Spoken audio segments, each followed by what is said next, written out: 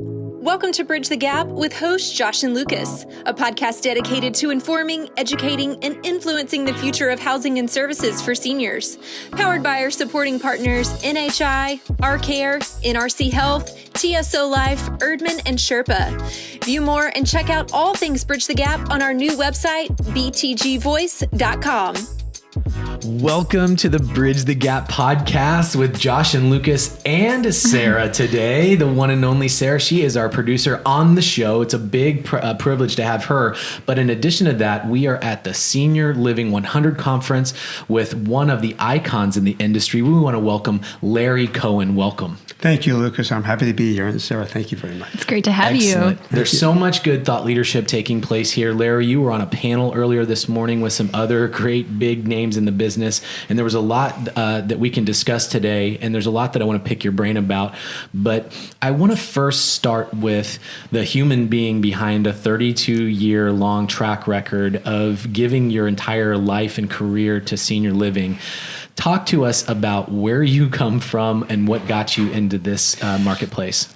I have a very non-traditional start. So my background is I'm a tax lawyer, have an LLM in taxation, I'm a CPA. I started my career working for two major law firms in Manhattan, and then got involved in a large real estate organization. And just fortuitously, in 1986, the real estate company, which was one of the largest multifamily and hotel company operators and owners, decided that there was this new product called congregate care, and it combined hospitality and multifamily. Well, maybe 30 years too soon, but a great concept. We built 4 buildings, 2 in California, 2 in Arizona. And that was really the start of the true congregate care, what then became independent living of a, today maybe active lifestyle of housing. I joined Payne Weber in 1989 and ended up running their real estate company. And we formed 2 private REITs to finance a real estate company that had a subsidiary dedicated to seniors housing. And there too, the person that led the organization was actually a partner of Bill Colson's back in the 1970s. Yeah. As you know, from Holiday Retirement, and really the pioneer of this industry, and started to develop congregate care properties. And the real estate market was going through a very difficult time at that time with Resolution Trust, with the S&L scenario, and ended up acquiring some congregate care properties that were built in the late 1980s. And as the real estate industry collapsed, this company went bankrupt. So I had to, at Payne Weber, we had to find another operator to come in and take over those assets. And we did a search. I was very active in various industry organizations. I was on the executive committee of the National Multi-Housing Council. I was on the executive board of NAREIT. And at National Multi-Housing Council, David Schless, who you know now as the president of ASHA, was a very young, joined the organization, I think, 1992, where we formed the American Senior Housing Association. And we did a search and narrowed it down and actually hired Capital Senior Living to come in and take over the operations of 13 properties that were originally developed, owned, and then managed by this company that went into bankruptcy. And Capital just did a fabulous job of taking these assets, creating tremendous value. And in 1996, when the founders of Capital were thinking about going public, they approached me and asked if I would join. So I left Payne Weber, joined Capital, and then we went public in October of 1997. So it's a very different background, but I have been very fortunate to be in an industry that is so rewarding in every respect. And your comment about people is all about people. And what's incredible about 22 years of Capital Senior Living is the group that attracted me, the talent that was at Capital Senior back in the early 1990s. We worked together for decades. And for 88 quarters, I would have a town hall meeting at Capitol in the corporate office and recognize years of service. And every quarter, we're recognizing 10, 15, 20, 25 years with Capitol Senior Living. Wow. And that tenure is so meaningful because at the end of the day, when we are serving our residents and their families, and the business is much different today than it was back 32 years ago, much more complicated, but it still is the greatest resource for this industry is people, is the human resource. And as much as people can invest in technology, in physical plant, in systems, it's all about the local leadership and the talent at the community level. It's a very local business that makes such a difference in the lives of the millions of seniors living in senior living communities throughout the country. You know, on the panel, one of the things, Sarah, that came up that we heard was talking about the penetration rate in seniors housing and where is the biggest opportunity and what is the competition? I think this is a discussion that gets batted around. Is it each other? Is it the home? Is it the adult family? And one of the things that came up is you said that the penetration rate has historically been 5%, and then today is really about 5%. Talk to us about that. That is the opportunity, and also a very strong message that we're not connecting with the consumer and their families. Penetration rate was 5%. It's interesting. For 22 years, we have monthly meetings, and we used to have a pad that would track every month how many leads were generated, expecting that 5% would move in, okay? So that was kind of the metric used to understand how we get lead generation and how many leads we would need to translate into move-ins. And that had never changed. So what has happened is this question of competition. I don't look at other senior living providers as competitors. I look at us that we all succeed and fail together. Because at the end of the day, it's the reputation we have as an industry. It's the quality of service and the lifestyle that we offer residents that make a difference. It's amazing how many families and residents who move into a community say, I only wish I did this sooner. Mm-hmm. But for 6 months, they resisted the move. Mm-hmm. And we need, as an industry, to be a little disruptive and really understand and ask the questions and listen to what families are saying about the need and get people comfortable about making the move and excited about the move. People look at it as end of life, that they're losing their independence. But they're coming from is usually living alone. There's so many issues that happen in health and wellness, in emotion, because of that loneliness. And they move into community, have friends. They have romance. They have activities. Their wellness. There's fitness. So we just need, I think, to really, as hard as people are working, as the business is progressing into more of a care model, we can't forget about the lifestyle, and we can't forget about the incredible outcomes, but most importantly, the high level of satisfaction. You know, we do a resident satisfaction. When I was at Capitol, we would conduct a resident satisfaction survey every year, and we score 95% every year. You would think a business that has 95% satisfied customers can penetrate more than 5% of the market. So there's a disconnect there. Somewhere. But it also creates tremendous opportunity. Yeah, absolutely. It's pretty clear to me, and hopefully to Lucas and everyone listening, that you have a very service-minded perspective, not only on the leadership side, as you were saying, in these monthly meetings with your teams, but also serving residents and the families of the residents. What would you say in those team meetings, or what would you say to someone coming into the industry about the unique perspective of really serving those families? Because I would say that that's probably a majority of your success, is just having this spirit of serving everyone. It's interesting when we have these quarterly meetings at the corporate office, which everyone in the corporate office is supporting the on-site staff. And that's been very clear. That's been the philosophy of Capital Senior Living.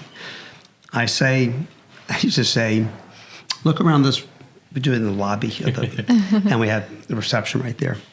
Is there a cash register here? There's no revenue being generated at the corporate office, okay? And what everyone's mission is, and we talk about it, it's a family. It really is amazing. But the mission is to provide the best tools, the best resources, the best support to the on-site staff to provide the best experience, lifestyle, and wellness to our residents and their families. I travel to properties a lot of times by myself to go in unannounced. A lot of times I'll travel with regionals. And I am so incredibly satisfied when I see regionals have in their cell phones the cell phone numbers of the children of our residents. This is the regionals. Yes. And they call the families and they talk about their mom or their dad and their issues and they're solving problems. And it's fabulous. It really is. We did an investor day about 8-10 years ago in New Jersey. And we went to visit a property that we have in northern New Jersey.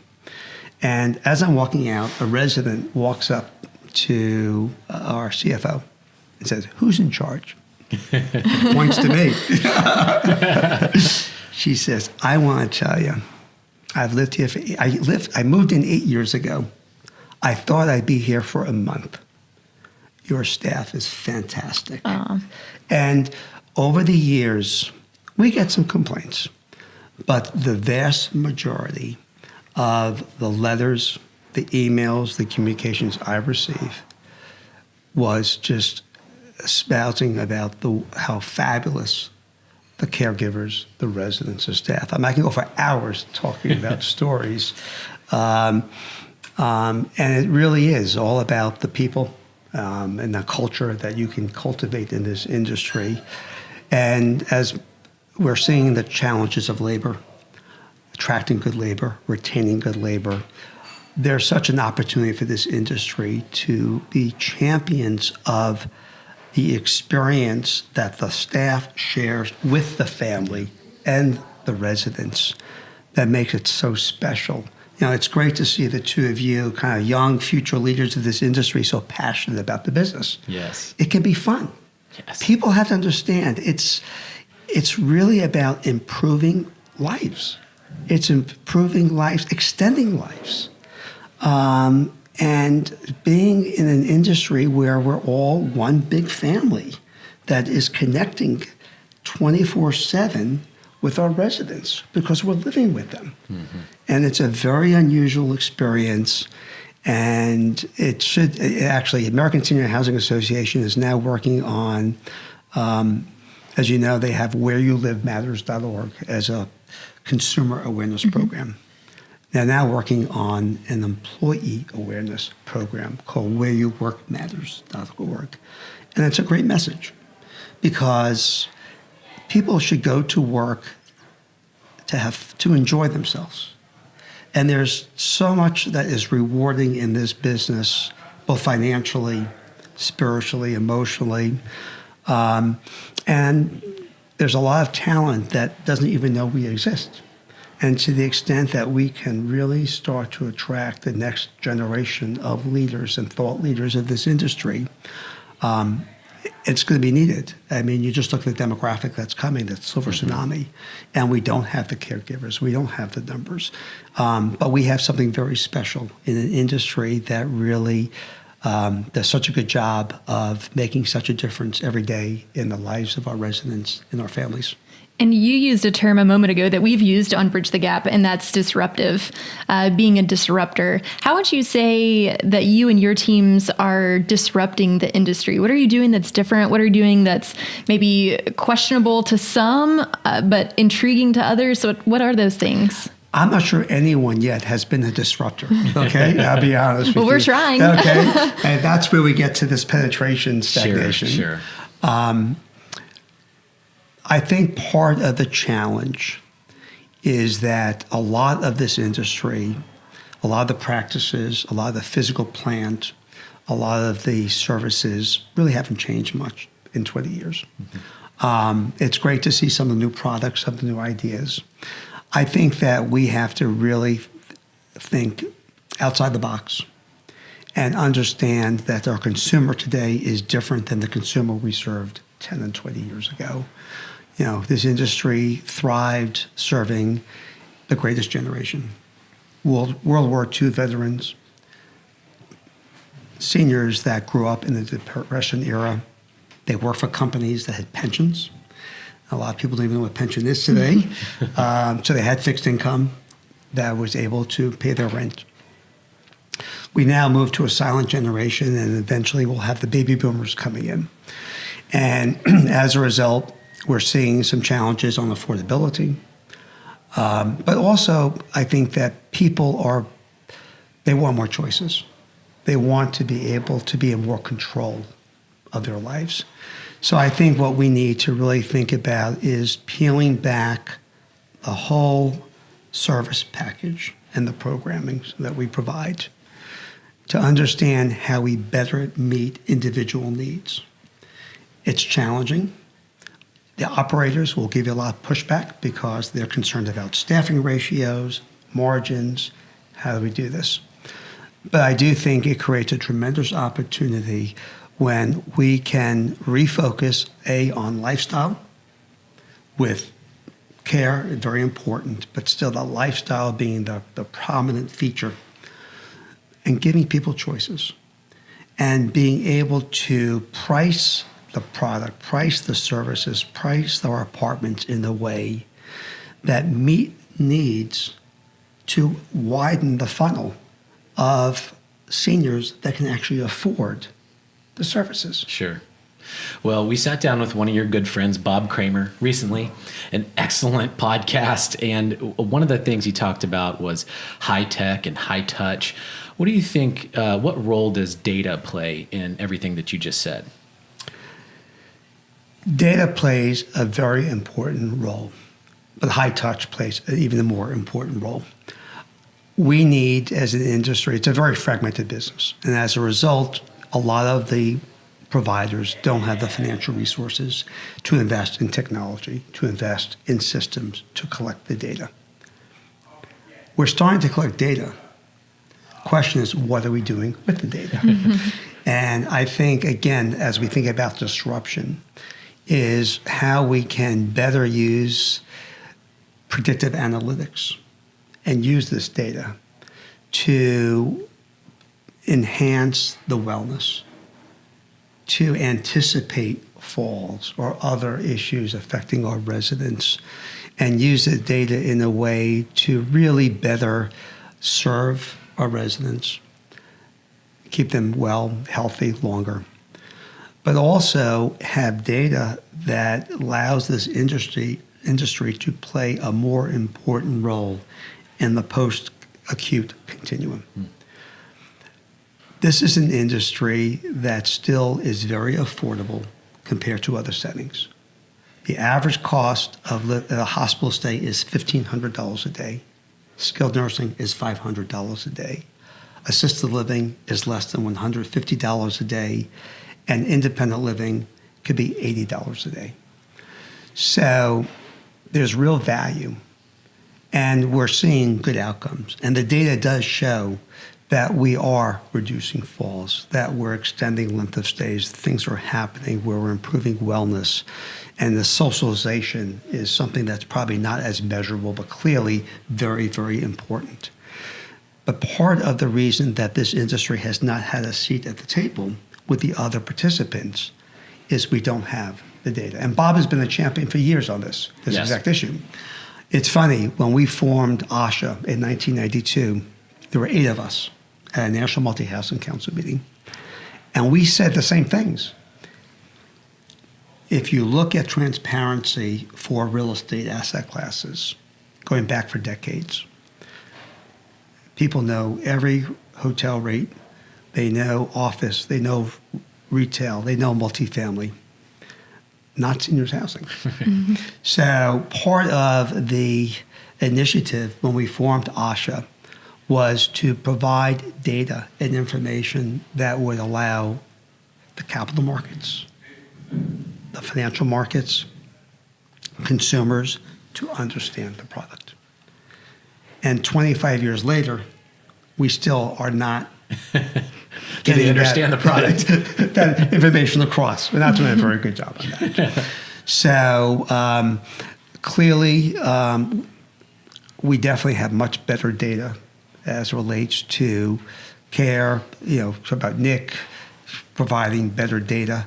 But even there, unless we get real financial information, a lot of the information coming out is not as accurate as it could be. So it's hard to gauge what is there. So one of the opportunities clearly is to improve the data, but more importantly is what we do with that data to be able to provide better settings, safer settings for our residents, and have better data to drive down costs of labor, better data to understand how we can better price our products, how it can become more affordable, and how we can provide a product that matches both the desires and needs of the consumer and provide the financial returns to attract capital in a smart fashion. Yeah. So exciting. And you have obviously played a lot of roles on boards and leadership councils, and that portion of your resume is probably very, very long, and we don't have time to go over all of it. But will you give us a snapshot of how you've been able to influence this industry on these boards and with ASHA and different colleagues and other industry professionals that you've been able to work with? Well, it's been a real treat. I've gotten to know and be very good friends with some very talented people in this industry that we've served together. This is a mission-oriented business, and as such, it's incredible to see the collaboration that occurs within this industry to help one another.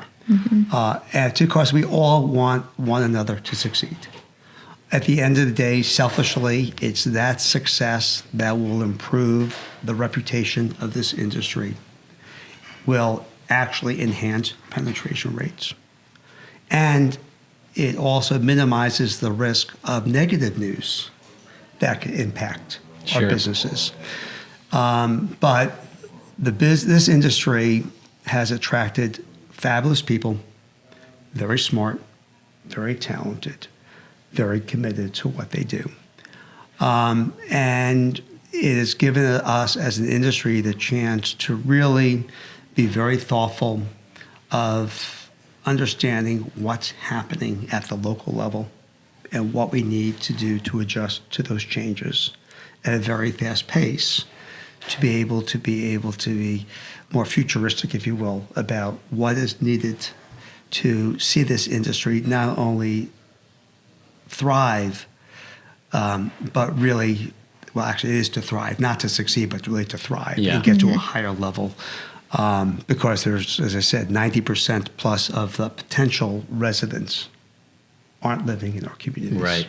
Well, I'm so glad that Sarah asked that question because as a leader in the space, CEO of a publicly traded company, when I look at you and your career, I see most at the forefront your volunteer leadership on these boards of NIC, ASHA, and coming to all these events to promote thought leadership, and you're giving of your time to do that. So it's a perfect transition into a couple of our final questions as we round out the show.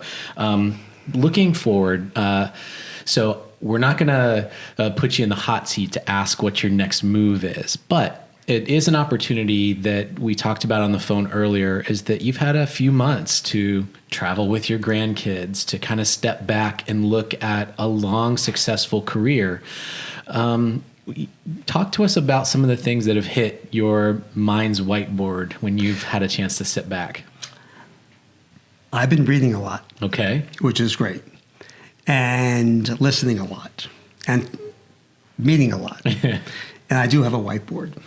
And it's been very exciting to kind of reflect over 32 years of things that worked well, things that didn't work well. and really understanding, hopefully to as I think about my next chapter, find people that I really enjoy working with and respect, of creating something very special that has a long tenure, way beyond the tenure I've already had for this industry. I think the biggest change, I think, going forward is we have to think beyond a 3-year cycle. In business, you have a business plan, you have a strategic plan, and it's very hard to anticipate what's going to be out 3 to 5 years. But we need to, and maybe 5 to 10 years.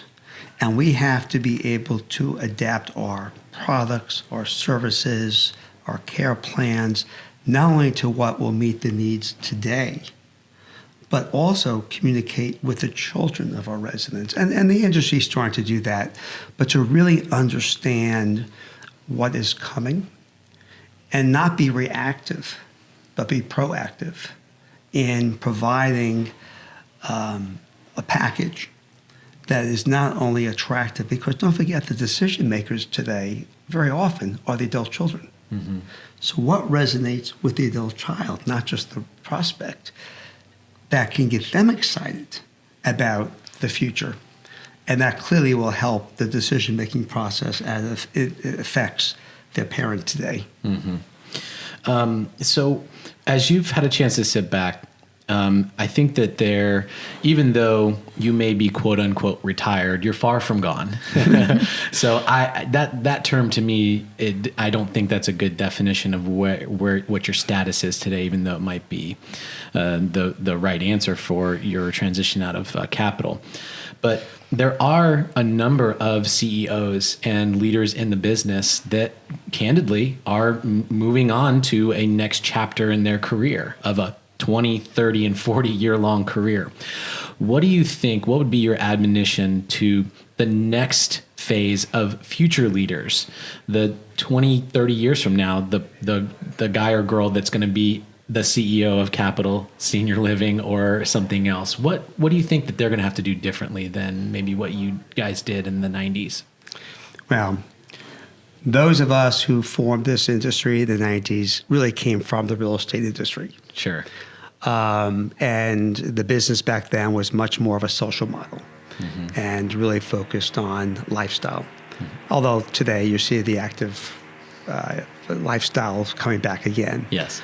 I think that 20, 30 years from now, thinking about the future leaders, they're going to have to understand how to weave that wellness, that care with the lifestyle. And I think what's happened to this industry, maybe we moved too quickly to worry about care. Okay. And maybe we kind of forgot a little bit about lifestyle, worrying about the care. And as a result, it's not attractive to the prospects. So I think that it's going to be a multidisciplined approach. I think it will always be about the touch and the people.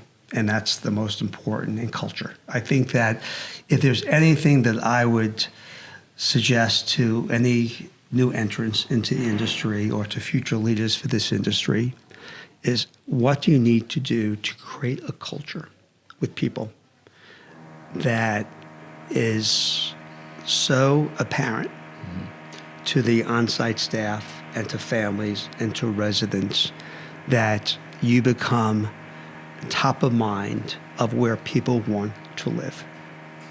And that is combining the fun of the industry, the lifestyle that is there, the socialization, with the best care.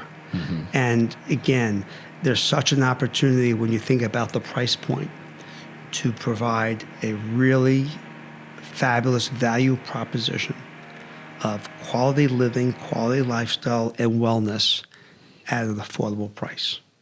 Yeah, and it is fun to create that culture, to bring in people like Sarah, who doesn't come from the senior living industry, right? Yeah. That's what's been attractive to bringing you in. It is. And, it's so interesting when you were talking about just having joy and having fun in this industry and in your job. It's so true for me. I did not have a background in senior housing, and now it's what I've fallen in love with. And it's because of people like Josh and Lucas and like you, Larry, that have opened my eyes to so many opportunities that really are fun and enjoyable. Well, don't ever change, okay? Because it is that passion and love for what you do that will help you succeed. There are always going to be challenges, sure, and you're going to have bad days, but it's always great to wake up in the morning excited to go to work. And I've always said that what really probably I enjoyed most about my career is I've always felt I've learned something new every day. Mm-hmm. And that's exciting too, because that just makes you better every day in what you do. And the other thing is surround yourself with great people. Yes. Always surround yourself with great people that you can trust, that have the same vision, have integrity, same type of culture, if you will, and that will also create a fabulous organization. Well, you just teed up my final questions, and I'm going to bundle them.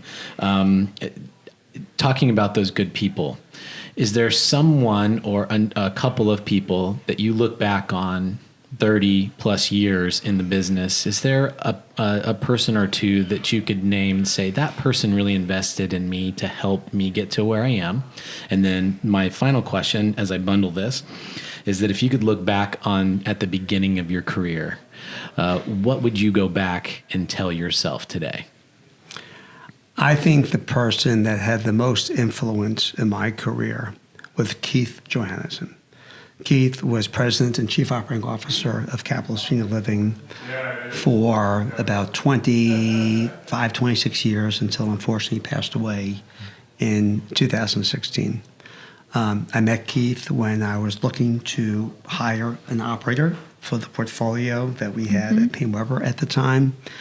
And I just learned so many lessons from Keith about how to really, it's a combination of tough love, to really be a good operator and gain respect and really understand the nuts and bolts of the business. And it's a very much nuts and bolts business. It's where, saving nickels make a difference, okay? But also had the heart in this industry to really, really thrive. And he was a great partner and a great leader and someone that also, I think I was fortunate to learn a lot from over the years. Going back to kind of what I would tell myself back at the beginning, it goes quickly. So you really have to think far out when you think about plans. Because everything that is working well only does so for a short period of time. Mm-hmm. And you've got to anticipate change. And you have to even go beyond the near-term change, but even further out, being much more futuristic. And it's really important to listen. I think so often, and quite frankly, even some of the sales leaders in this industry would say, to really understand and solve issues, you have to be a very good listener, as opposed to just someone that likes to talk all the time. So it's good to sit back and listen to what people have to say as well. What a value, great Sarah. Advice. Isn't this so wonderful? This is the fun that we're talking about. It is. And I can't wait to share this episode because you're so open, you're so insightful, and it's so real and so raw. It's such advice that we can take, and literally anyone in any position in the industry and outside of the industry needs to hear this advice. Yeah. Well, Sarah, tell our listeners about our website and how to connect. Absolutely. So all of this episode and all of our others will be at btgvoice.com. You can hear from Larry and many other guests there, and also on social media. We're LinkedIn, Facebook, Instagram, and Twitter. and YouTube. The list goes on and on. Bridge the Gap Senior Living Podcast. That's right. There's no excuses. And Larry, you'll be fascinated to know this, is that our audience, they love listening to these shows and they give us a lot of feedback. And we really encourage that. We're always trying to figure out ways to connect to our audience on a deeper level because we want to give them what they want to hear. And so we encourage our listeners when they're out walking their dog, they're on a plane, they're traveling, listening to the podcast or watching the videos on YouTube or Facebook, that you guys can go to btgvoice.com, write us a message, write us a note, and tell us how this interview went with Larry. Give us your thoughts, and we'll make sure that we forward, hopefully, those love letters onto Larry that he's gotten for so many years. And, it's just been a lot of fun. And thank you one and all for listening to another great episode of Bridge the Gap. The podcast team wants to hear from you. If you're on Instagram, let us know your takeaways. Take a screenshot of the show you just listened to, tag BTG Voice, and we might just share your thoughts. Thanks for listening to Bridge the Gap.